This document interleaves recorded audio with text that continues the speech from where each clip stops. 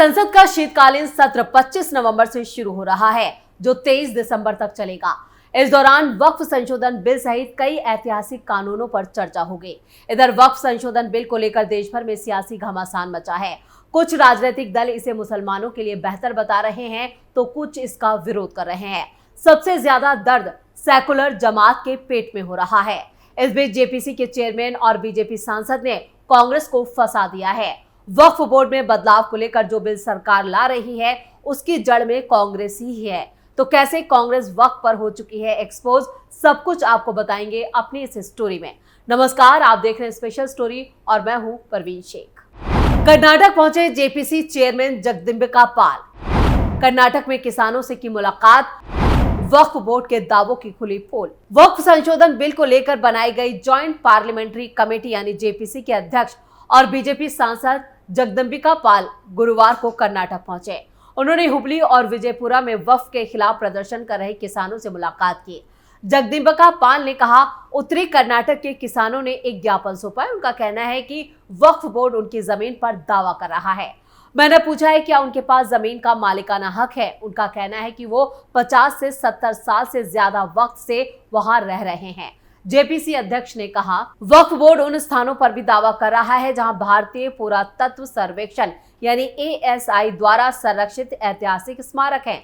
हम दोनों मामलों की जांच करके एक रिपोर्ट तैयार करेंगे। जगदंबिका पाल के अकेले कर्नाटक दौरा करने पर जेपीसी में शामिल विपक्षी सांसदों ने नाराजगी जताई है। उन्होंने कहा है कि पाल का अकेला जाना सही नहीं है, ये एक तरफा फैसला है, ये प्रोटोकॉल के खिलाफ है, इसे समिति ने मंजूरी नहीं दी है, ये चेयरमैन का पर्सनल फैसला है। दरअसल बीजेपी सांसद तेजस्वी सूर्या ने 5 नवंबर को एक्स पर लिखा, जेपीसी के चेयरमैन मेरी अपील पर हुबली और विजयपुरा जाएंगे, जहां वो वक्फ से प्रभावित किसानों और उनके संगठनों से मिलेंगे। किसानों की शिकायतें जेपीसी के सामने रखी जाएंगी। वक्फ के खिलाफ किसानों का प्रोटेस्ट। कर्नाटक के विजयपुरा, कलबुर्गी, बीदर और शिवमोगा के कुछ किसानों की जमीन को वक्फ बोर्ड की संपत्ति बताकर नोटिस भेजे गए थे। इसके खिलाफ किसानों ने प्रदर्शन शुरू किया, जिसे बीजेपी ने भी सपोर्ट किया। बीजेपी ने आरोप लगाया कि कर्नाटक के वक्फ मंत्री जमीर अहमद खान और जिला अधिकारियों के बीच एक बैठक के बाद बिना किसी जानकारी के विजयपुरा में 44 संपत्तियों के लैंड रिकॉर्ड में वक्फ का नाम जोड़ा गया। विवाद बढ़ने पर कर्नाटक के मुख्यमंत्री सिद्धरामैया ने कहा था कि उन्होंने अधिकारियों से नोटिस वापस लेने को कहा है, लेकिन बीजेपी ने अपना विरोध प्रदर्शन तेज किया। उन्होंने कांग्रेस सरकार पर भूमि जिहाद का आरोप लगाया, यानी जमीन जिहाद कांग्रेस ने छेड़ रखा है कर्नाटक में। जेपीसी 5 राज्यों का दौरा करेगी। वक्फ बिल पर बनी ज्वाइंट पार्लियामेंट्री कमेटी अगले हफ्ते 5 राज्यों का दौरा करेगी।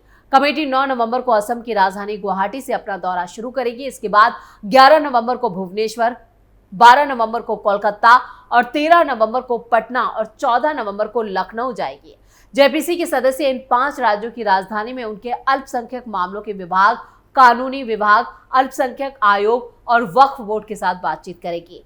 वो यहाँ पर बार काउंसिल और मुतव्वली संघों सहित दूसरे स्टेक होल्डर से भी मुलाकात करेगी। वक्फ बिल पर जेपीसी की अब तक की हुई बैठकें। 22 अगस्त को 31 सदस्यीय जेपीसी की पहली बैठक हुई थी, जिसमें कमेटी के अध्यक्ष जगदंबिका पाल ने कहा था कि बिल पर विचार करने के दौरान सभी 44 अमेंडमेंट्स पर चर्चा होगी, सबकी बात सुनी जाएगी। अल्पसंख्यक मामलों और कानून मंत्रालय के अधिकारियों ने कमेटी को ड्राफ्ट कानून में जो बदलाव है उसके बारे में जानकारी दी। 30 अगस्त दूसरी बैठक, विपक्ष का वॉकआउट। दूसरी बैठक में विपक्षी सदस्यों ने कुछ देर के लिए बैठक से वॉकआउट किया था। ये बैठक करीब 8 घंटे चली।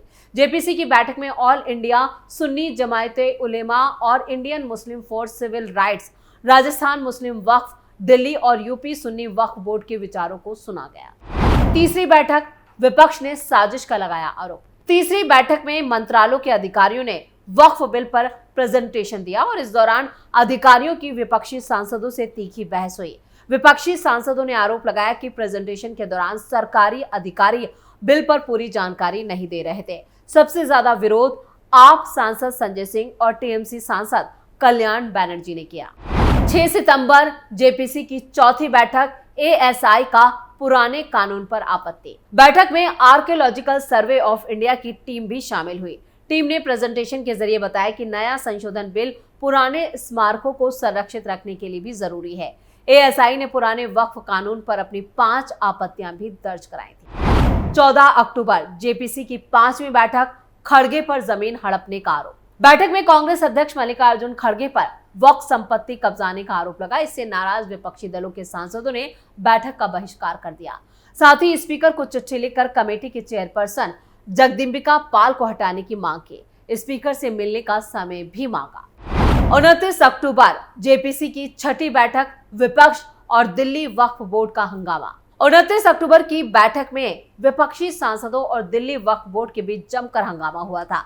विपक्षी सांसदों ने कहा था कि दिल्ली सरकार की मंजूरी के बिना दिल्ली वक्फ बोर्ड को प्रेजेंटेशन देने की अनुमति देना गैर कानूनी है। 5 नवंबर 7वीं जेपीसी की बैठक, दाऊदी बोहरा ने जेपीसी के सामने रखी बात। 5 नवंबर की बैठक में दाऊदी बोहरा समुदाय ने मांग रखी कि उसे वक्फ बोर्ड के दायरे से बाहर रखा जाना चाहिए, क्योंकि वक्फ संशोधन विधेयक उनके विशेष दर्जे को मान्यता नहीं देता।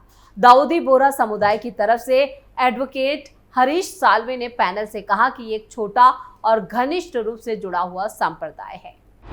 कितनी ताकत है वक्फ बोर्ड के पास, क्यों इसकी दौलत पर होता है विवाद? वक्फ बोर्ड और उससे जुड़ी दौलत लगातार चर्चा में है। यहां तक कि पिछले साल बीजेपी विधायक हरनाथ सिंह यादव ने एक निजी विधेयक पेश करते हुए वक्फ एक्ट 1995 को खत्म करने की सिफारिश कर दी। उनका कहना था कि ये लोकतंत्र के विपरीत है और देश हित में इसे समाप्त किया जाना चाहिए। बिल पर फैसला हालांकि नहीं लिया जा सका, लेकिन वक्फ बोर्ड निशाने पर जरूर आ गया। कानून इसके पास असीमित ताकतें हैं, जिनका कथित तौर पर वो मनमाना इस्तेमाल करता आया है। चलिए आपको बताते हैं कि क्या है वक्फ बोर्ड और कैसे काम करता है। क्या है वक्फ का मतलब? वक्फ अरबी भाषा के वकूफा शब्द से बना है, जिसका अर्थ होता है ठहरना। वक्फ का मतलब है ट्रस्ट, जायदाद को जन कल्याण के लिए समर्पित करना। इस्लाम में ये एक तरह का धर्मार्थ बंदोबस्त है। वक्फ उस जायदाद को कहते हैं जो इस्लाम को मानने वाले दान करते हैं। ये चल अचल दोनों तरह की संपत्ति हो सकती है। ये दौलत वक्फ बोर्ड के तहत आती है। कौन कर सकता है डोनेशन? कोई भी वयस्क मुस्लिम व्यक्ति अपने नाम की प्रॉपर्टी वक्फ के नाम कर सकता है।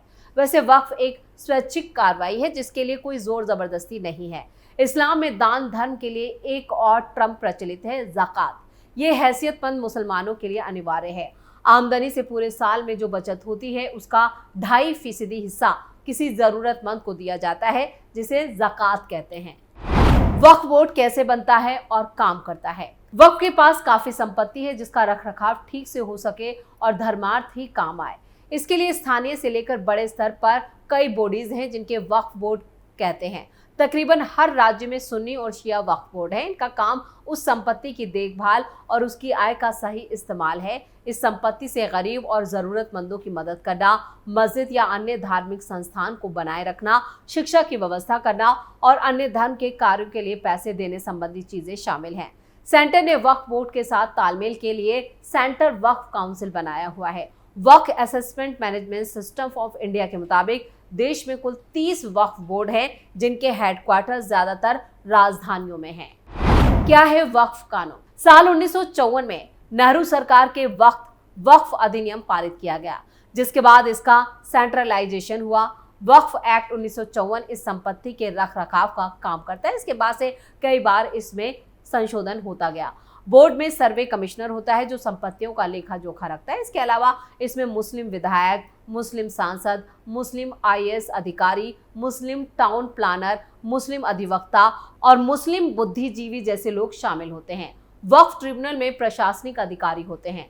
ट्रिब्यूनल में कौन शामिल होगा, इसका फैसला राज्य सरकार करती है। अक्सर राज्य सरकारों की कोशिश यही होती है कि वक्फ बोर्ड का गठन ज्यादा से ज्यादा मुसलमानों से ही हो। विवाद क्यों होता रहा? आरोप है कि सरकार ने बोर्ड को असीमित ताकत दे रखी है। वक्फ संपत्तियों को खास दर्जा दिया गया है, जो किसी ट्रस्ट आदि से ऊपर है। वक्फ बोर्ड को अधिकार दिया गया है कि वो किसी भी संपत्ति के बारे में ये जांच कर सकता है कि वो वक्फ की संपत्ति है या नहीं। अगर बोर्ड किसी संपत्ति को अपना कहते हुए दावा कर दे, तो इसके उलट साबित करना काफी मुश्किल हो सकता है। वक्फ एक्ट का सेक्शन 85 कहता है कि इसके फैसले को हाई कोर्ट या सुप्रीम कोर्ट में भी चुनौती नहीं दी जा सकती। बीजेपी के नेता हरनाथ सिंह ने आरोप लगाया कि तमिलनाडु में वहां के स्टेट वक्फ बोर्ड ने तिरुचिरापल्ली जिले के एक पूरे गांव पर ही मालिकाना हक जता दिया था। महाराष्ट्र के सोलापुर में भी कुछ ऐसा ही केस सामने आ चुका है। उत्तर प्रदेश में भी वक्फ बोर्ड ने बड़े पैमाने पर संपत्तियों पर दावा जताया था और इसके बाद योगी सरकार ने आदेश जारी कर वक्फ की सारी संपत्ति की जांच के आदेश दिए। ये बात साल 2022 के, लेकिन सर्वे के नतीजे सामने नहीं आ सके। इसके साथ ही साथ कई मंदिरों पर भी वक्फ के दावे सामने आए हैं और ऐसे ही दावे अब कर्नाटक में सामने आ रहे हैं, जहां पर काफी हंगामा मचा है। किसानों से लेकर आम लोग तक इसका विरोध कर रहे हैं। पूरे के पूरे गांवों पर भी वक्फ बोर्ड ने अपना दावा कर दिया है, जिससे कांग्रेस सरकार की भी परेशानियां बढ़ गई हैं और खबरें तो यहां तक आ रही हैं कि इसमें कांग्रेस की मूली भगत है। कांग्रेस के ही शय पर यह सब कुछ किया जा रहा है। कितनी संपत्ति बोर्ड के पास? वक्फ मैनेजमेंट सिस्टम ऑफ इंडिया के मुताबिक देश में करीब 8,55,000 से ज्यादा संपत्तियां ऐसी हैं जो वक्फ की हैं। सेना और रेलवे के बाद देश में संपत्ति के मामले में वक्फ तीसरा सबसे बड़ा जमींदार है।